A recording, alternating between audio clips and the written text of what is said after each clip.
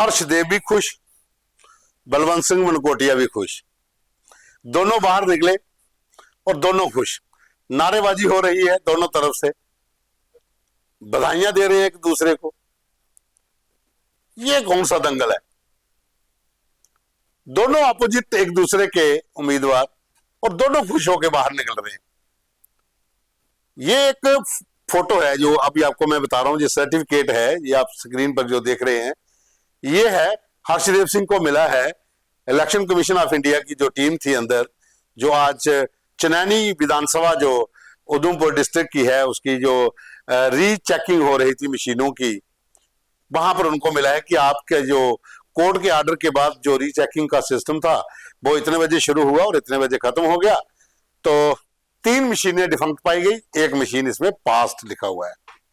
ये उनको सर्टिफिकेट मिल गया और वो खुश हैं कि 3 मशीनें जो हैं वो डिफंक्ट थी। उनका अपना काम था कि मैंने इस चीज को लेकर चैलेंज किया था, ये ठीक हो गया। दूसरी तरफ बलवंत सिंह मनकोटिया वो बाहर निकले हैं, वो भी खुश हैं। वो कह रहे हैं कि भैया ऐसे हवा में तीर मारते हैं, आए दिन इस तरह की कंप्लेन करते रहते हैं, हुआ कुछ नहीं। जो है कुछ मशीनों में एरर था वो अलग बात है, लेकिन 3 मशीनें बाद में मंगवाई गई, उसमें एक में रेड फ्लैग था, लेकिन 2 की काउंटिंग हुई, उसमें वोट बराबर निकले। तो इसमें कहीं पर भी वोट चोरी का मामला नहीं है, कोताही कहीं भी नहीं है। तो हम खुश हैं कि वो हार गए। वो कह रहे हैं कि हमें 3 का सर्टिफिकेट मिल गया, ये बाहर बैठ के ऐसे ही हवा में तीर मार रहे हैं, जो खुद वहां से भाग गए हैं, ये वोट चोर हैं, वो भी खुश हैं। तो साथियों, हमने दोपहर को खबर चलाई थी, हर्षदेव सिंह को लाइन पर भी लिया था। हमने शाम को बहुत कोशिश की बलवंत सिंह मनकोटिया को लाइन पर लेने की, लेकिन उनका फोन लगातार बिजी भी आया। उनसे बात भी हुई, उन्होंने कहा कि आप मैं थोड़ा बिजी हूं, उसके बाद भी बात हो सकती है, लेकिन बात नहीं हो पाई।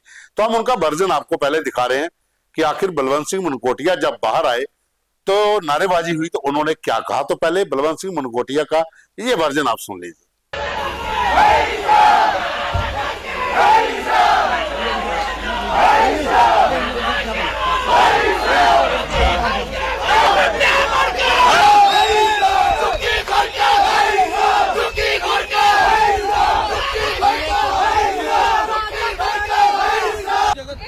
तीन पोलिंग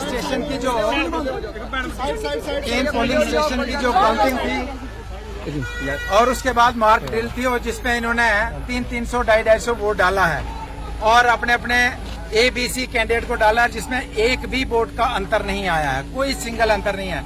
और जितने वोट पुरानी इलेक्शन में पड़े थे वही वोट जो है इस जो काउंटिंग में आए हैं, तो एक भी वोट का कहीं भी कोई फर्क नहीं आया है।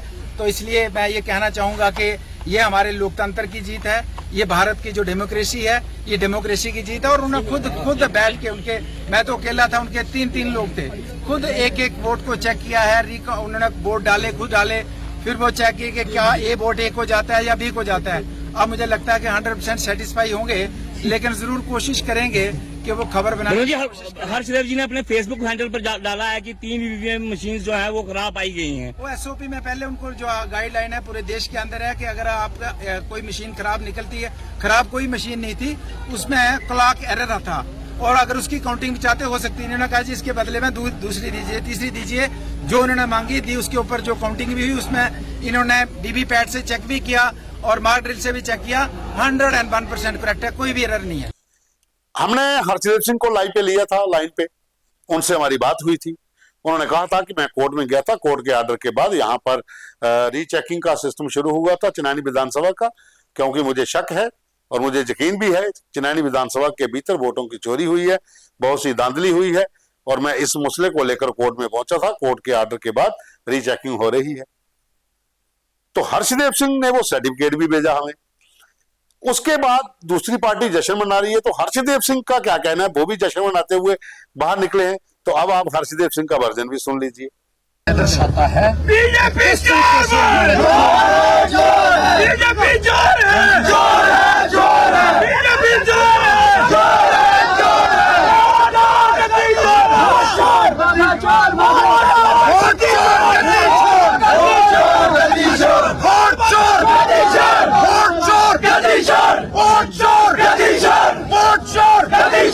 बीजेपी इलेक्शन कमीशन गठबंधन मुर्दाबाद, मुर्दाबाद, मुर्दाबाद। बीजेपी इलेक्शन कमीशन गठबंधन मुर्दाबाद, मुर्दाबाद।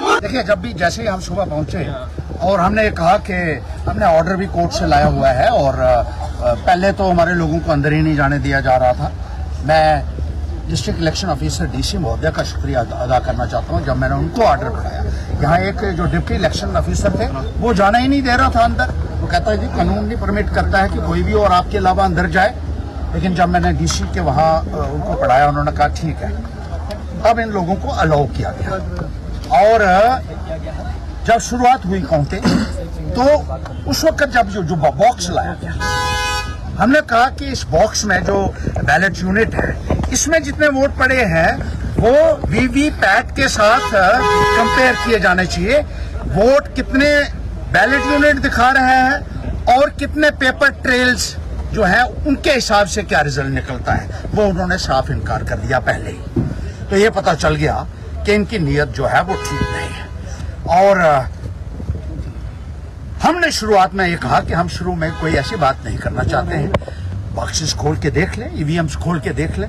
जब पहली ही मशीन खोली गई तो उसमें डिफेक्ट पाया गया, डायग्नोस्टिक टेस्ट जो होता है उसमें वो फेल हो गई। और ये इंजीनियर्स ने वहां के सर्टिफाई कर दिया, जो मैंने आपको बताया है, उन्होंने सर्टिफाई किया है कि ये मशीन जो है इसमें डिफेक्ट है और ये नॉन फंक्शनल मशीन्स हैं, गड़बड़ी इसमें। और उसके बाद उन मशीन्स को उन्होंने कहा कि आप इसके बजाय और एक मशीन बुलवाने के लिए दे दीजिए, क्योंकि 3 ही आपने टेस्ट करने के लिए कहा है। एक और मशीन लाई, जब दूसरी मशीन लाई तो वो भी टेक्निकली डिफेक्ट उसमें निकला, वो भी नॉन फंक्शनल निकला।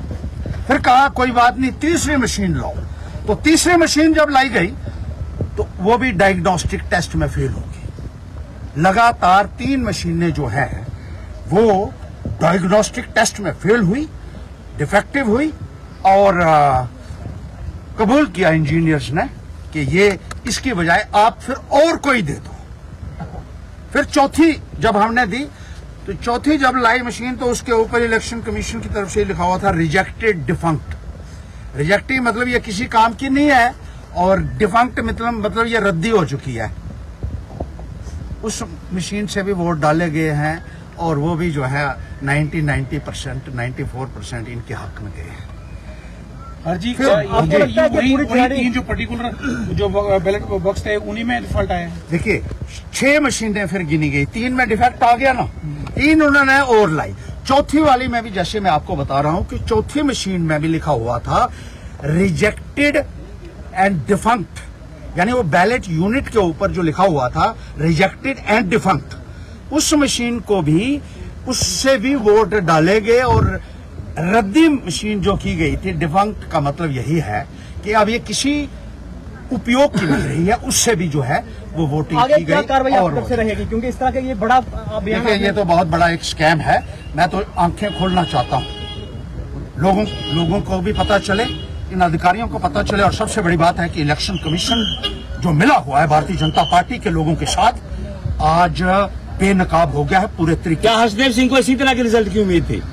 देखिए बिल्कुल मुझे पता था कि भारी पैमाने के ऊपर फ्रॉड हुआ है। आज रिटर्निंग ऑफिसर क्यों नहीं पहुंचा यहाँ, क्योंकि सबसे बड़ा फ्रॉड उसने किया है, जो उसके खिलाफ मैंने कोर्ट में केस भी लगाया हुआ है, वो चल रहा है केस, और वो आज नहीं आया यहाँ। और यहाँ जब आरओ को मौजूद होना चाहिए था, डिस्ट्रिक्ट इलेक्शन ऑफिसर यहाँ मौजूद रही और थोड़ी देर तक जो है थोड़ा सा यहाँ एक स्टेलमेट सा बन गया था, क्योंकि ये सर्टिफिकेट मुझे नहीं दिया जा रहा था। वो कह रहे थे बाकी ले जाओ आप कागज, लेकिन जिसमें ये लिखा हुआ है कि ये मशीनें ठीक नहीं है, 3 मशीनें ठीक नहीं है, ये सर्टिफिकेट नहीं दिया जा सकता है। वो आगे से पूछना पड़ेगा, पीछे से पूछना पड़ेगा, ऊपर से। और फिर मुझे पता चला कि होम मिनिस्टर तक भी बात ले जाने की कोशिश की जा रही थी, लेकिन वहां पहुंची भी मेरे आइडिया में नहीं पहुंची। नहीं तो जो शख्स ये यहाँ कहता था चुनैनी में आकर अमित शाह कि हर्षदेव हारेगा तो दिवाली के पटाखे दिल्ली में फूटेंगे, तो वो कभी इजाजत नहीं देता। हर्षदेव इसे चैलेंज करेगा? क्या इसको चैलेंज करेंगे? ये बिल्कुल जाएंगे, ये लेकर जाएंगे और इनका पीछा मैं कब्रिस्तान तक करूंगा, इन बेईमानों का। अरे जब लोगों के साथ बेईमानी होती है तो हर्षदेव खड़ा हो जाता है। ये तो मेरे साथ बेईमानी हुई है, बख्शूंगा नहीं। तो आपने दोनों नेताओं का वर्जन सुन लिया। एक पैंथर पार्टी के कैंडिडेट थे चुनैनी विधानसभा में, दूसरे भारतीय जनता पार्टी के कैंडिडेट। दोनों पैंथर पार्टी के नेता हुआ करते थे। हर्षदेव सिंह मंत्री रहे हैं, बलवंत सिंह मनकोटिया 2 बार विधायक रहे। तो कुल मिलाकर दोनों आपस में रिश्तेदार भी हैं और मुकाबला कड़ा था, क्योंकि कांग्रेस और एनसी ने हर्षदेव सिंह को सपोर्ट किया था। तो बलवंत सिंह मनकोटिया वहां से जीत गए। उसके बाद से ही जो सिलसिला शुरू हुआ है, हर्षदेव सिंह कभी कोर्ट में जाते हैं, कभी इलेक्शन कमीशन ऑफ इंडिया के पास जाते हैं, और ये मामला अभी भी चल रहा है। अब आगे दोनों क्या करते हैं वो अब डिसाइड करेंगे दोनों। हर्षदेव जी तो कह रहे हैं कि हमारी लड़ाई जारी रहेगी, क्योंकि हमने बता दिया लोगों को कि मशीनें डिफंक्ट हैं और हमने सर्टिफिकेट भी ले लिया है कि जहां पर धांधली हुई है। तो बलवंत जी कह रहे हैं कि कुछ नहीं हुआ, ऐसा है 2 मशीनों की काउंटिंग हुई है, वोट बराबर निकले हैं, ऐसा इसमें कोई फ्रॉड का मामला ही नहीं है, ये बिना मतलब के ऐसे शोर करते रहते हैं। तो दोस्तों ये थी चिनानी विधानसभा में आज जो कोर्ट के ऑर्डर के बाद रीचेकिंग होनी थी ईवीएम की, उसे लेकर दोपहर को भी हमने खबर बताई थी, अभी भी आपको हम बता रहे हैं।